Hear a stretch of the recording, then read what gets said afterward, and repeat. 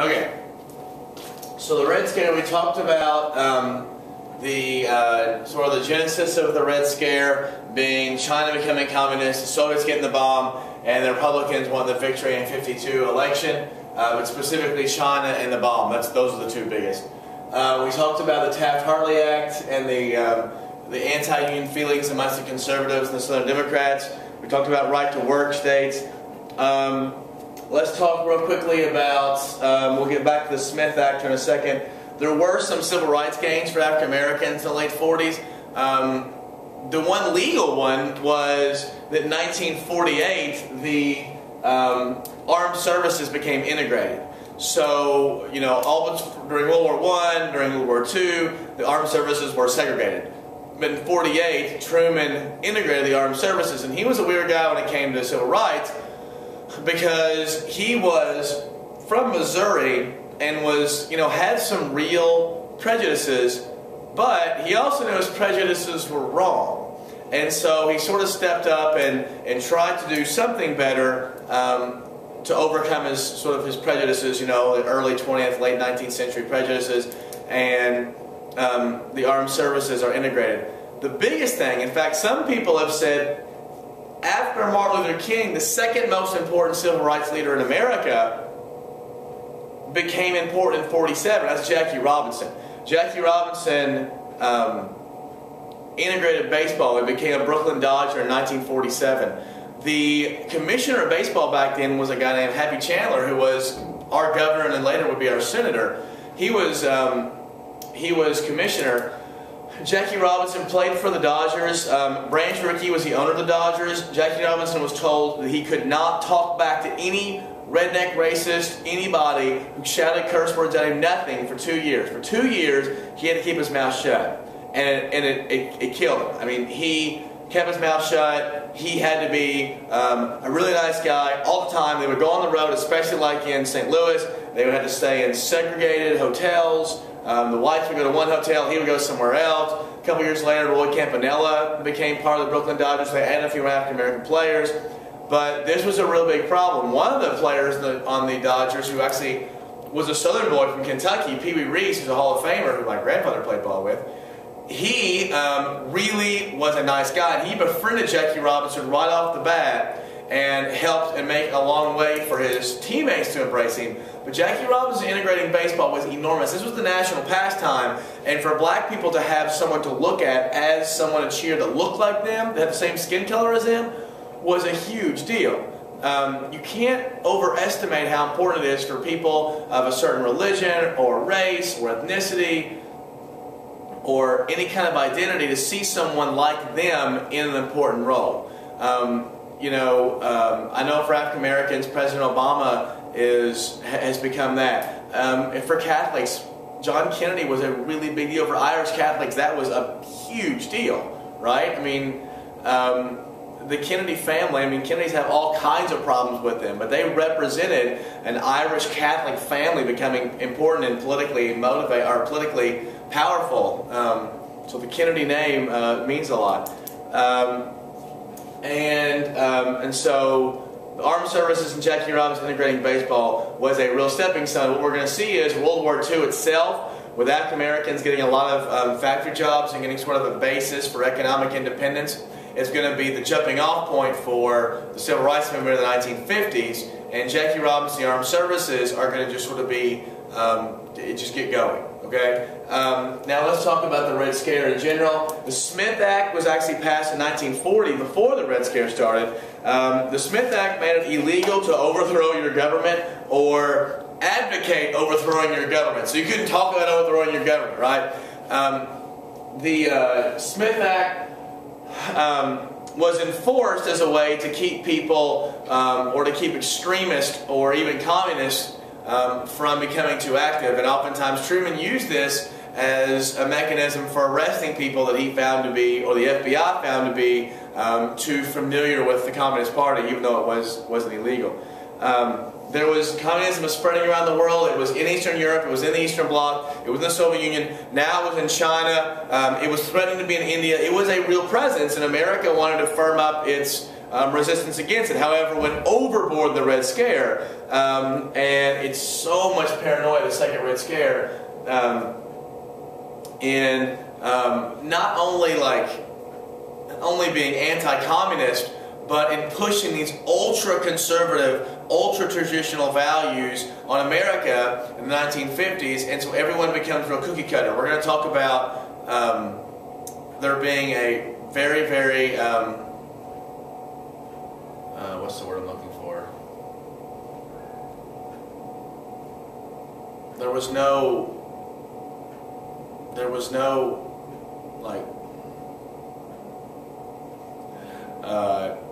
individualism, right? That everyone was trying to be the same. Everybody was trying to do the same thing and act in a certain way that was similar. No one wanted to rock the boat because they didn't want to be different. Being different was being scary, and being scary meant you were an outcast, right? So the Red Scare went beyond just politics. But in government, it was really enforced. HUAC, this is technically House Un-American Activities Committee. HUAC was an ultra-conservative investigatory committee in the House of Representatives that went after suspected communists. That you would get on the stand, you would get in front of Congress, they would ask you, are you now or have you ever been a member of the Communist Party? And you were screwed either way, because if you said, no, I'm not, they would call you a liar, even if you weren't a liar. And if you said, yes, you were, then you were a communist, right? And the only way you could get off of HUAC was to admit to being a communist, but then say you're sorry, and now you hated communism. So, in response to the Red Scare, the Crucible was written, right here. The Crucible was written about the Salem witch trials, right? Are you a witch? No, I'm not. Yes, you are. You're a liar. Fine, I'm a witch, but now I'm not. All right, you're okay. Exact same thing. Are you a communist or have you ever been? No, you're a liar. Okay, fine. I was a communist, but I promise I hate communists now. All right, you're good. And they went after a guy named Alger Hiss. Alger Hiss was in the State Department. He was a brilliant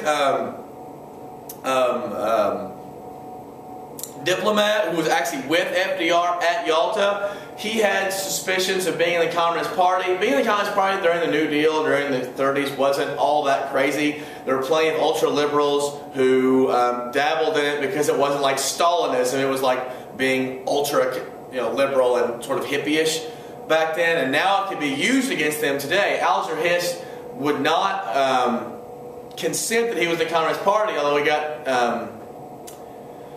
he was convicted of perjury, of lying, and he went to jail for 5 years. Truman thought all this stuff was ridiculous, but to stay and to look like he was really anti-communist, he had to seem like he was going even further. So he established his loyalty programs, where every government employee, specifically federal employees, and many states also went along with this, had to comply with certain rules. And the rules were hysterical. To prove that you were ultra-American, like for instance, you couldn't go to foreign films. If you were seen attending foreign films, that could be suspicious of some sort of international communist link that you might have, right? That maybe you were overly intellectualizing stuff and you could be communist. You couldn't advocate for equal rights for women. So if you worked for the federal government, you couldn't push for equal rights for women. You couldn't criticize U.S. foreign policy, so your free speech rights were taken away. You couldn't own books on socialism. Those of you who have my class, which is all of you, right? All the books I make you read are socialist, right? You guys would have to go to jail, or I guess I would, or I'd be fired.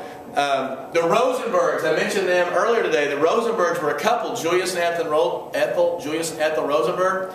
They were found guilty of espionage. They were handing over, or they were convicted of handing over secrets to the Soviets, atomic secrets. They were both put to death.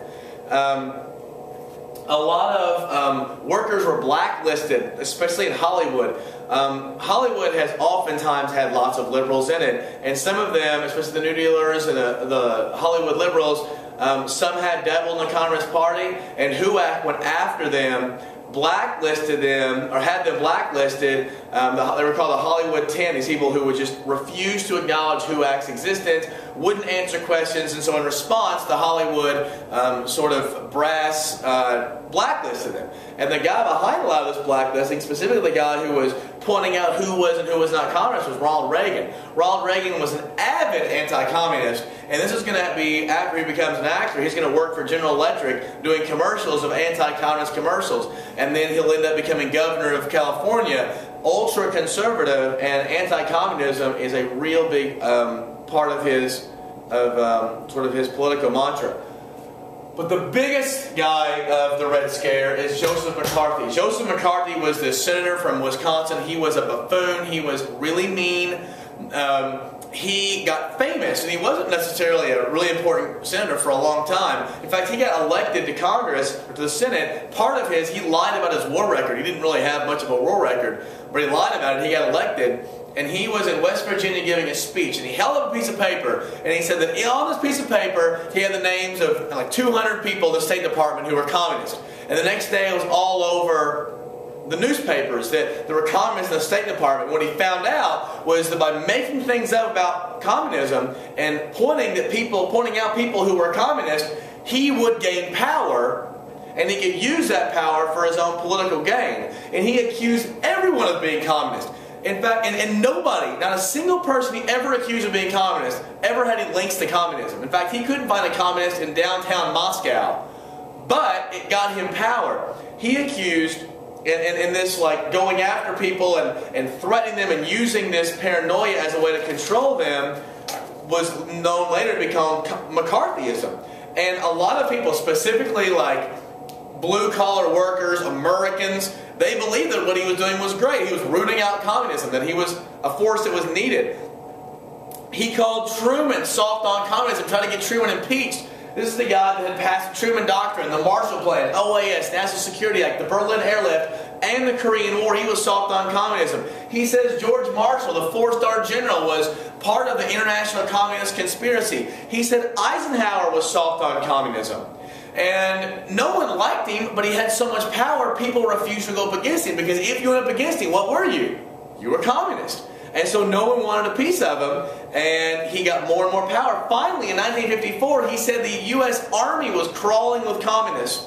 And at this point, people started calling his bluff. There was hearings, and he was forced, into the corner. He was shown to be a buffoon. He ends up being censored by the Senate, and then a couple years later ends up dying of exhaustion and alcoholism. He was a raging alcoholic, and in the end, serves as a real model of what the Red Scare can do. Moving in the election in 1948, this is before the Red Scare, so sort of before all this manifests itself. Truman wasn't that popular. People did not think he had a chance to win. The guy that was supposed to win was named Thomas Dewey.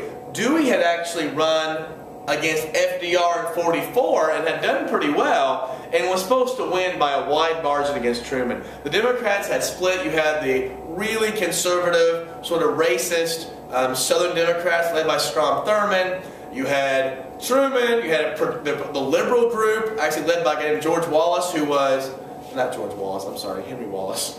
Led by Henry Wallace, who was FDR's vice president a couple times. They were the liberal side. You had Truman, who was all like the blue-collar labor guys. And then you had Strom Thurmond, sort of the racist. Truman had most of the African Americans on his side. But no one thought Truman had a chance. But he went all over America on a train, just pounding Dewey, pounding his policies. He got the nickname "Give him Hell Harry" for this. And it was so considered that he was going to lose that the Chicago Tribune printed "Dewey wins" as a front page of their newspaper before the votes were counted. And when Truman wins, there's a great picture of Truman holding up the newspaper of Dewey wins. So in '48, Truman wins this crazy election, and it's all due to what we know as the Vital Center. And then we're going to talk about the Vital Center and the rest of this in the next video.